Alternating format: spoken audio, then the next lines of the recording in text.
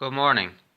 So this morning as I prayed to the Holy Spirit, I felt the Holy Spirit say to me, why not talk about the Holy Spirit? And so this morning I just want to talk a little bit about the Holy Spirit, what He's done in my life, who He is, and what He perhaps wants to do in your life. So from a theological point of view, the Holy Spirit is the third person of the Holy Trinity. Hence, when Catholics at least bless themselves, they say in the name of the Father and the Son and of the Holy Spirit. But often after that, we don't know much about Him. Jesus, the second person of the Trinity, became man. So when we talk to Jesus, we can visualize a man, and we've got many images of what He might look like. And when Jesus was alive, He spoke of the Father.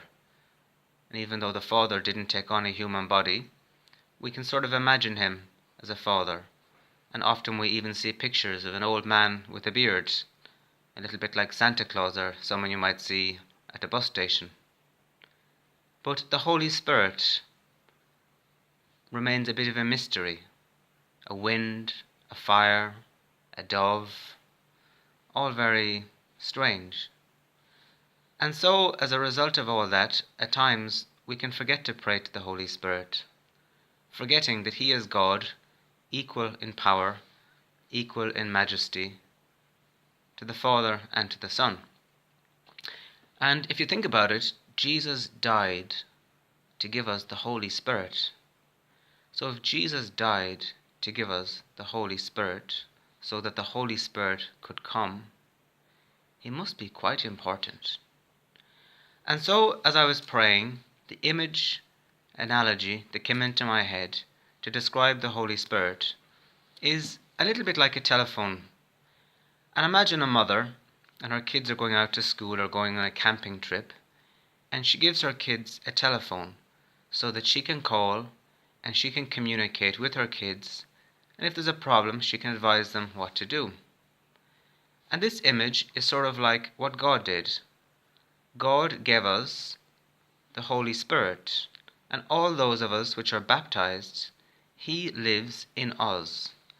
And just like that little child that is carrying around the mobile phone, we're carrying around, if you like, through our baptism, a sort of spiritual mobile phone. But I'm not sure if you've ever seen old people, no offense to any old people out there, but old people, sometimes they have a smartphone.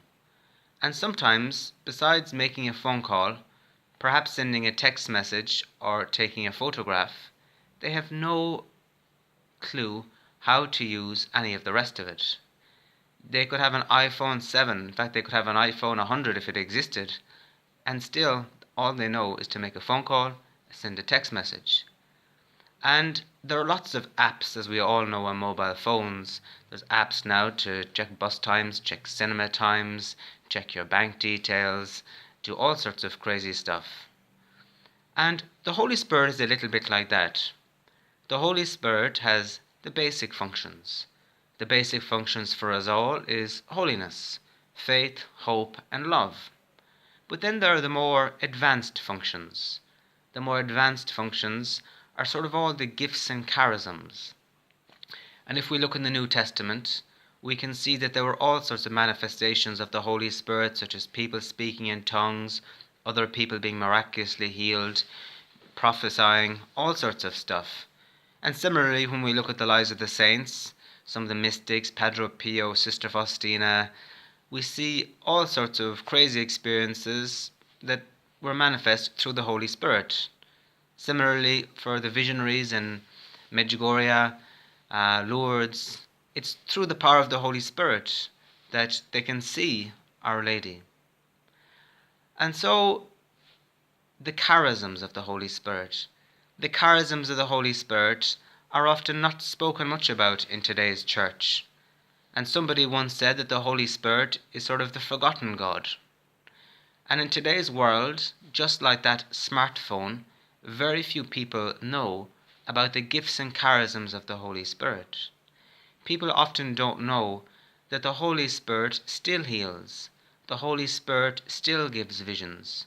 The Holy Spirit still gives gifts of tongues. The Holy Spirit still carries out deliverances, exorcisms. The Holy Spirit still gives people joy. the Holy Spirit still heals illnesses, diseases, all sorts of stuff. And so, perhaps the greatest tragedy in today's world and today's church is the spirit of rationalism. And rationalism is sort of a spirit that is very, as the word says, rational, very sensible. And I used to be a very rational, sensible person. As I said before, I used to be an actuary, and when I was 25, 26, I had a very good salary. Was putting money away for my pension. I was a very responsible, normal citizen. But when the Holy Spirit entered my life, He decided to create an awful lot of trouble. He decided to turn me from a responsible citizen of the world to a responsible citizen of God. But the problem is, being a responsible citizen of God, it looked like I was a very irresponsible citizen of the world. And so one of the first things He asked me to do was to open the Bible, Matthew chapter 10, where He gave some of the apostles the gifts of healing, and He told them, off you go, don't worry about food, don't worry about shelter, don't worry about anything, she'll be right. Now, to the eyes of the world, this sounds absolutely crazy. In Matthew chapter 10 as well, the Holy Spirit, through Jesus, speaks about casting out demons, healing sick people. And so, He gave me, which has got me into a serious amount of trouble, I might add, the gift of seeing spirits. But the gift of seeing spirits in a world where most people don't believe spirits comes with an enormous cross. And so many a time over the years I have seen people afflicted by spirits, and besides saying a silent prayer for them inside, I have said nothing to them. Because at this stage I've realized not everyone is open to that. And so the Holy Spirit still does all these things. And when I was in Australia, I had the chance to meet with a lot of our Pentecostal brothers and sisters. And our Pentecostal brothers and sisters are extremely open to the gifts and charisms of the Holy Spirit. Now, some argue that the reason for this is that that's all they have. In other words, they don't have the sacraments like we do. However, if that's all they have, they really do believe in what they have. And at times, as a Catholic, I often ask the question, do we believe in what we say we believe in? And so in Australia, there were many training courses and many people who had many gifts of the Holy Spirit.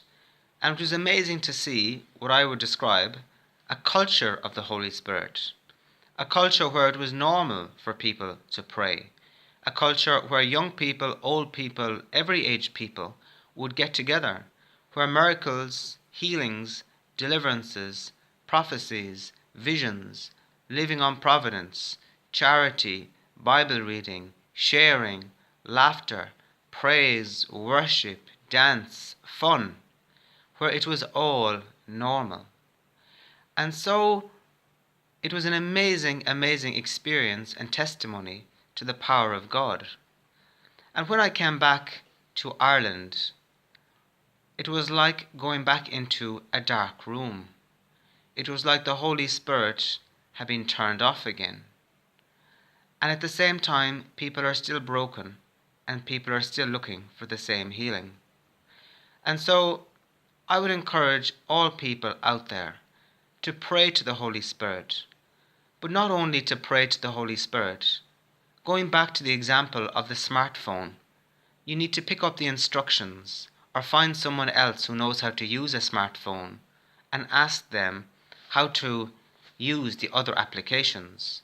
And so similarly with the Holy Spirit, find someone who knows about the Holy Spirit. Find somebody who knows about gifts and charisms of the Holy Spirit. Find books about the Holy Spirit. Find books about healing. And you will notice that the more you learn about the Holy Spirit, the more you will be able to cooperate with the Holy Spirit. And the more you can cooperate with the Holy Spirit, the more your love for Jesus will grow, your love for the church will grow, your faith will grow, your belief in miracles will grow, your love for Our Lady will grow. And so perhaps I will just finish with a prayer to the Holy Spirit. Holy Spirit, we ask you to come into our hearts. Reveal yourself to us. Open doors. To where we're in darkness, bring light. To where there's unbelief, bring belief. And Holy Spirit, above all, give us a love for Jesus, a love for the Father, and a love for you. God bless you, and I'm praying for you.